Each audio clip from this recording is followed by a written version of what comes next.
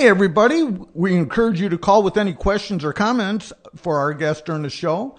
You can call us at 847-931-1410. Let me repeat that number. Get your pen ready, 847-931-1410. Our show is brought to you by Right at Home. Your choice of senior care is broad. But when it comes to choosing the right care for a loved one, the choice is narrow. Right at Home. Our mission is to improve the quality of life for those we serve, and we fulfill that mission through the right people caring for your loved one, the right in-home care services, and the right approach to ensure peace of mind. Call Right at Home today at 877-ELDER-99. That's 877-353-3799. Our guest today is Jamie Krupp from Krupp Krupp in DeKalb. Welcome, Jamie. Hi, thank you for having me, Kathy. First, if you would, tell our listeners a little bit about your background and your legal practice. Sure. Again, my name is Jamie Krupp. I'm a partner with the law firm of Krupp in DeKalb. We serve clients throughout northern Illinois. Our firm was established 50 years ago by my dad and uncle, and we concentrate our practice in the areas of estate planning, elder law, family business law. My wife is also now a partner of the firm. Elder law has been a big part of our practice for about 12 years now. 2 years ago, I was appointed to the Illinois State Bar Association Elder Law Council, so that part of our practice has continued to grow, and it's a big need we have with the aging population. Yeah. Oh, sure. Very important. It's gotten so big. Did you guys see the baby boomer train when it began? It just a lot of the issues that elder law attorneys deal with. It became almost inseparable from our estate planning practice because as our clients would age, they would need these services. Sure. And obviously, we have very good relationships with our clients. In a lot of cases, we're representing the third generation of family members, so they wanted us as their attorneys for these issues. Very good, Jamie. Can you help us understand what is Medicaid planning? Okay, so Medicaid planning is a type of estate planning that focuses on protecting people's assets from long-term care nursing home costs. So it's a big need. For every married couple over the age of 65, there's a 75% chance that one of those spouses is going to end up in a nursing home. Wow. So, big. The problem is when people hear Medicaid, they think that's just for poor people. Yeah. So that's not the case for nursing home care. Medicaid is the only government program that will pay for a nursing home. And if you take Medicaid away, there are two ways you can pay for a nursing home: out of your own pocket or long-term care insurance. I don't know if you want to guess what percentage of senior citizens have long-term care insurance. Small.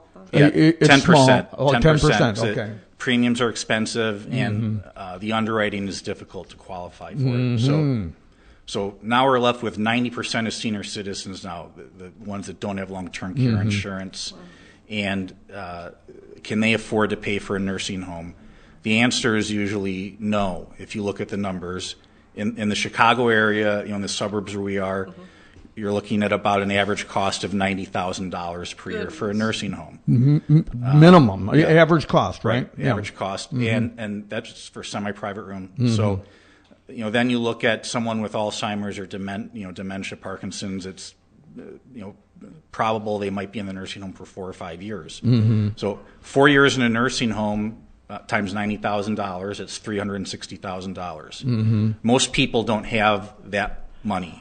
I was going to say that. If they do have that money and they spend that on the nursing home, it's going to have a terrible effect on them financially. It's going to greatly reduce their standard of living, especially if they're still a healthy spouse. It's going to greatly reduce what they have to pass on to their children. We have a situation where seniors don't have long-term care insurance. Most of them don't have the money to pay for it. And as a result, Medicaid has really become like a long-term care insurance program for the vast majority of the middle class. And Medicaid planning it's legal, it's ethical, there's no law that says you have to die broke if you go to a nursing home. Right. I think of it as the same as taking an allowable deduction on your income tax return to reduce the taxes that you pay. It's really Good no point. different than that. I hope everybody's listening, because can you repeat what you just said? Yeah, I will. Planning to protect your assets from the cost of a nursing home is legal. It's ethical. And there's no law that says you have to die broke if you go into a nursing home. And I just like to attest to that. My wife and I were just talking about this, and whether we have long-term care insurance, whether we have our IRAs and our retirement all in place, the odds of us outliving our money today are much greater than it is having that money at hand when we need it. Right. That's the truth. So why should someone go to an attorney to help with their Medicaid planning? Well, the rules that govern Medicaid and how you can qualify for it and have it pay for your nursing home care are very complex. They vary from state to state. It's just about as complex, and it can be as confusing as our tax laws. So I always say, don't try this at home, because you can run into some trouble. Right. So, another reason to see an attorney for Medicaid planning is to relieve stress on a family, and in particular the primary caregiver. At the point where where a family decides to put a loved one in a nursing home, usually it's not something that has just happened. It's something that's been going on and on, and the primary caregiver is at his or her ends physically, emotionally, and I know that personally. My dad was diagnosed with dementia about a year and a half ago, so you personally know that stress on the family, especially the primary caregiver. Sure. And then applying for Medicaid itself isn't easy, because of all the financial documentation you need. It's not unusual at all to have to submit over 500 pages of financial documentation. Goodness, Jamie. And then the application itself can be confusing. Oh my gosh. Can you describe some of the real important financial rules for Medicaid? Sure. So there are really three types of rules. We have rules that deal with your assets, rules that deal with your income, rules that deal with if you've transferred any assets in the past. So the big number is $2,000. So if you're a Medicaid applicant in a nursing home, you can't have more than $2,000 in your name in non-exempt assets. So now that doesn't necessarily mean you can't have more than $2,000 at all. Just those are non-exempt assets. So there are some assets that are exempt, which just means that these are things that you can keep and still qualify for Medicaid. So, examples of some exempt assets would be if you have a prepaid burial and funeral plan. A car that's not worth more than a few $1,000s, a small life insurance policy. If your spouse still lives at home, your home is exempt. Another big exempt asset would be your home. If you have a child, one of your children has lived at home with you for 2 years and taken care of you. Wow. I didn't realize that. Yeah, and that's called the caretaker child exemption. And actually, going back to why you should see an attorney for Medicaid planning, recently learned of a case that had pretty tragic consequences where they didn't see an attorney. A man lived with his mom for 5 years, took care of her. She then had to finally go to a nursing home. They didn't see an attorney. They just relied on the caseworkers in the nursing home. So they were told that the son could still live in the house. What no one told them was that the mom could actually make a gift of the house to her son. But they didn't do that. No one told them they could do that. So the mom passed away after a few years. The son thought he would inherit the house. And it turns out that because the mom still owned the house, the state put a lien on the house. Oh, my gosh. The lien was for about $300,000. The house was only worth $150,000. The son didn't have the money to buy the house, so he ended up having to move out into an apartment. We could have saved that house just by simply having the mom transfer it to the son. Absolutely. I mean, and that is something, as you said, the public does not know this situation. So. Right. Yeah. The nursing home and the state, they'll help you qualify for Medicaid. Right. But they're not going to help you protect your assets. It's not their job to do that. Right. And you can't be a pro at everything. Right. Right. Just, getting back to the asset and income rules.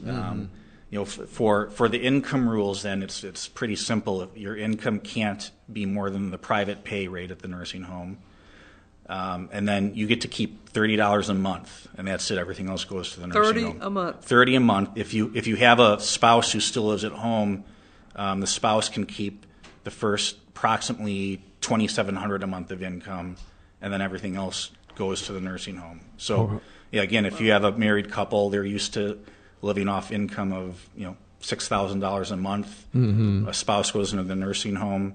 The healthy spouse at home, she's going to have to live off of $2,700 a month. Wow. Now, what if they're receiving Social Security? Yeah, Social Security, the form of the income doesn't matter. Okay. Whatever you're getting in from whatever source it may be, it's going to be countable income. Got it. Whether it's disability, Social Security, interest, dividends, whatever it might be. What's a typical client that you see to work with on Medicaid planning? Well, we really have three types of clients, and these people that see us, they usually, some have $50,000 to protect, some have more than $500,000. When it's your own money, the amount doesn't really matter because it's your own. You want to protect what you have. So, you've earned it. You've exactly. Worked all your life. You want to pass it on. That's the big thing. They want to pass it on. Yeah. And everybody that I know, whatever income level they're at, they want to leave something for their family. We have one of our employees. That was one of her most disappointing things, or her mother's most disappointing things, just before she passed. She wanted to leave something for her family. Yeah, it's very sad when that happens. So then I would say that our clients for Medicaid planning fall into three different categories. So we have proactive planners. So these are people who are 60 years old to their mid-70s, and they're healthy, and they want to, be a step ahead. They want to plan early. So because they're relatively young and because of their health, we can anticipate that they won't have to be in a nursing home for the next 5 years. Can I go back to one thing? Oh, yeah. Sure, absolutely. I said that we can anticipate this 5 years. So when you apply for Medicaid for a nursing home, there's a look-back period, and that look-back period is 5 years. So what that means is that when you apply, the state's going to look at your financial history for 5 years, and they're going to look for gifts. So if you try and give your money away and then within 5 years and try and apply for Medicaid for a nursing home, the state is going to say, okay, you have a penalty period. So from the date you apply for a specific period of time based on the amount of the gifts, we're not paying for the nursing home. Right. And when that penalty period runs, that's when you need it the most, because at that point you're already spent your assets down. Right. The time is always ticking in this situation. Yes. The 5-year rule just came in a few years ago. Before it used 2011, it was implemented in Illinois. Okay, it was 2 years before that. It was 3 years. 3 years. That, okay. Right. And most states now have a 5-year look-back period. Okay, audience, listen. You got to be listening to this, because this is so important to hear. You got a 5-year look back period. So those people thinking about it, Jim, what are you going to do when you get home? I'm going to call Jamie. Thank you. Because you just we might be living until I think the average age now is 90. Yeah. It's getting around 90. Right. I know I only have enough money to live a certain amount of that time, and after that, I don't know what's going to happen. Right. And it can be scary. Yeah, it can be scary. So that look back period is so essential. So my wife and I have to get together, get the family together, and come and see you. Yeah. So that's proactive planning. People are relatively young and healthy, and we can plan ahead. So then we also have crisis planning. That's someone's in a nursing home already, or they're going to move into one soon. And then we have a third category of people that are kind of in the middle. So this is someone who probably has some health problems, probably at some point will have to go to a nursing home, but for now is going to be at home. So maybe someone's recently been diagnosed with dementia, or just becoming physically frail. And these people often have a family member who's a primary caregiver that spends a lot of time providing care. Very important. So as far as like thinking about gifting and to the next generation, they need to start really thinking that plan through way before. Right. If they want to plan to protect their assets from the cost of a nursing home, you can't wait till you're sick, or you don't want to wait till you're 80 years old. Either. Too late. Right. Too late. Right. So can you explain kind of how the planning process would work on some different scenarios? Sure. So for proactive planning, again, these are the people that are, maybe in their 60s, early 70s, and they're healthy. So, we'll do a comprehensive estate plan for them, including power of attorneys and wills, and then also something called a Medicaid Asset Protection Trust. So that's a specific type of irrevocable trust. And usually what we'll do, we'll have our clients transfer their house to this trust, and depending on how much money they have in savings and investments, some of that also. And then after 5 years, from that point on, the property that's in that trust is going to be protected from Medicaid. But again, to do this, they have to plan ahead. Again, audience, we need to plan ahead in these situations. We need to start thinking about this now. I'm 62. We need to start thinking about this exactly right now. And I was going to say now, in our business, in fact, in the senior care business, we see a lot of families, as you mentioned, in crisis mode. Right. Okay. We also see a lot of seniors being resistant to do a lot of these things, even as it comes to even us helping them. Right. Okay. What would you suggest for families that have, that want to do this? Say the children say, "Hey, mom, dad, we really need to talk about this." How would you suggest them approach their mom and dad? Well, I think they need to be honest with them and say, we want to reduce your anxiety. We want you to have a good quality of life. We want you to be able to enjoy what you've worked for and what you've saved. And there's some things you can do to help you accomplish that. And not have to worry about a nursing home wiping it out. Now, even if someone is already in a nursing home, it's not too late to plan as long as they have something left to protect. So don't think that it's too late. Right, yeah, it's not too late as long as you have something to protect. We've had clients who are down to their last $30,000 by the time they see us. Sure. And we can still protect a good part of that. A lot of times we'll ask people if they're already in a nursing home, what can we do with your money? What can you spend it on that's going to enhance your quality of life? So you can put money into their house. They can prepay their funerals. They can pay for medical expenses that Medicare or Medicaid won't cover. So there are a lot of things we can help do for these people. We can even in some cases they can still make gifts to their family members, but they need to do it the right way and with the right type of planning.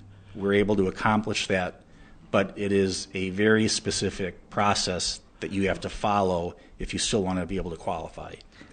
So now, I know you touched on earlier, if you're the spouse of the person going in, there are things that can be legally done to protect some assets and for you. So this healthy spouse still living at home can keep the house. We always want to make sure that spouse actually owns the house and not the one in the nursing home. Then the spouse at home can also keep about $109,000 of other assets. Okay. And then, as I said before, she keeps the first $2,700 of the couple's income per month. That's just the minimum that the state allows you. In some cases, we can do more than that with proper planning. That's good to know. Really good to know. Now, let's go back to gifting, because this has always been a part of like elder law planning, right? And to be able to, one thing is, and My mother felt like this when before she passed. She gifted all of us kids some money, not even with this being in a consideration. Okay, there's nothing better. She got to see the joy of giving that money to her kids. Okay, and what we did for it. Now myself, what I did was I put it into an investment mechanism. Okay, in case my mom needed help in the future. Right. Okay, is that okay to do? No, because the gift will trigger a penalty period if it's made within the last 5 years. Okay, what if it was outside that 5 years? Outside, if you can get past the 5 years, that's fine. But then again, it gets to what happens if you don't get through the 5 years. So that's why a lot of times with the proactive planning, then we create this Medicaid Asset Protection Trust. So there's money there, and you don't need to worry about, is it already gone? Got it. Got it. Now, is there if someone moves into the nursing home and the payer source is Medicaid, is their level of care any different? No, and that's a very important question. A lot of people think, I don't want my parent or my husband or wife to be on Medicaid in a nursing home. They're going to be in a bad nursing home or not get the same level of care. That's not true. There's a federal law that says that a nursing home cannot discriminate on your care based on whether you're paying out of your own pocket or whether Medicaid is paying. So that's a legal right you have. Another thing that's important for people to know is that you can go into a nursing home paying out of your own pocket. You can still then plan to protect your assets and apply for Medicaid, and the nursing home has to keep you. So the nursing home can't discharge you just because you go from private pay to Medicaid. Oh, okay. Interesting. Yeah. So, and that's a lot of people think, well, we're private paying, so we have to spend everything first before we apply for Medicaid. That's not the case. Can you give maybe an example or two of maybe some cases or roundabout situations that you can think of offhand where you helped a family? Yeah, sure. Recently, we helped a family where a woman had about $50,000. She was already in a nursing home, and she owned her house. We were able to use a strategy with something called a Medicaid compliant annuity, we coupled that with gifts to her children. We were able to protect, I'd say, about 60% of her assets. Wow! And she qualified for Medicaid. That is wonderful. Recently, we had a married couple that we helped. We had a healthy spouse still living at home. Sure.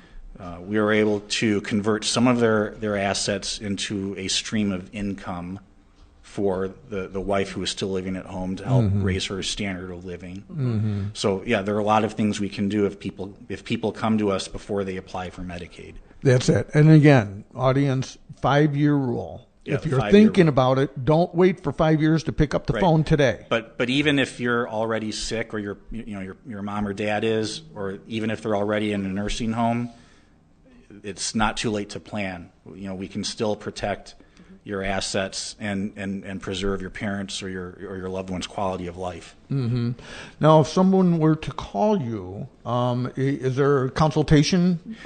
Yeah, sure. So you can call our office. The number is 815-758-5444, or they can go to our website. It's krupplawyer.com. It's KRUPP, and set an appointment.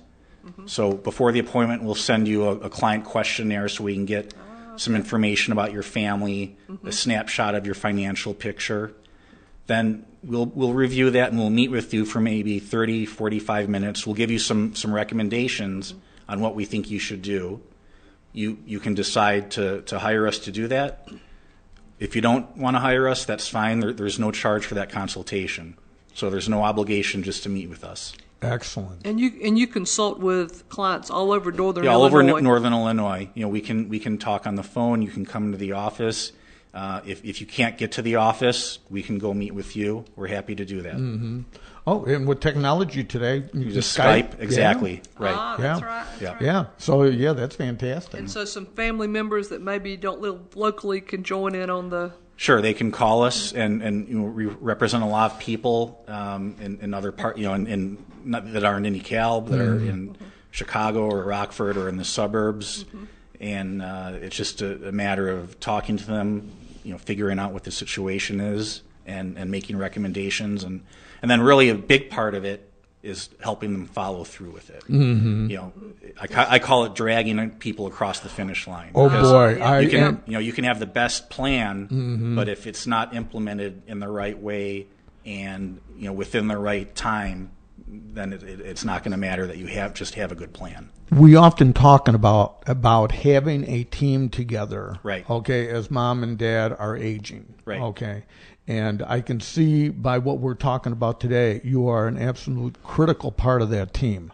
Well, thank you. I appreciate that, and I mean you are too. It gets back to look at the stress at the primary caregiver. If they're actually providing the physical care, trying to plan for financial issues, that's just a lot to deal with. It is. That's why you see a lot of spouses who are the primary caregiver die before the so-called sick spouse. Because of the stress. Right, right.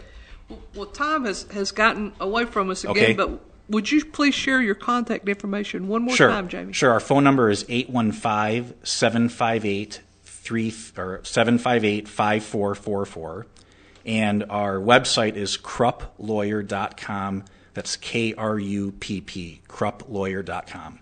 Thank you so much. Well, for thank being you, our guest. Kathy and Jim. I appreciate that. Jamie, great to have you on the show Thank today. you. I'd love to do the show again. Are you compassionate and driven by a desire to help others in need, like Jamie? Okay. If so, Right at Home is looking for you. Come and be one of our caregivers today. Our senior community needs you. Apply today at rightathome.net. Today's show is brought to you by Right at Home. The 4 pillars of right care from Right at Home mean that your loved one is being cared for by the right people, doing the right things, the right ways, for the right reasons. Make the right choice today. Call Right at Home at 877-ELDER-99. That's 877-353-3799. Don't touch that dial. Stay tuned for the radio shopping show right here on WRMN AM 1410. See you next week on Silver Solutions Radio. Don't forget to watch us on Facebook Live next week at 9:30. Yep. And also on Silver Solutions. Show on YouTube. Beautiful. See you next week.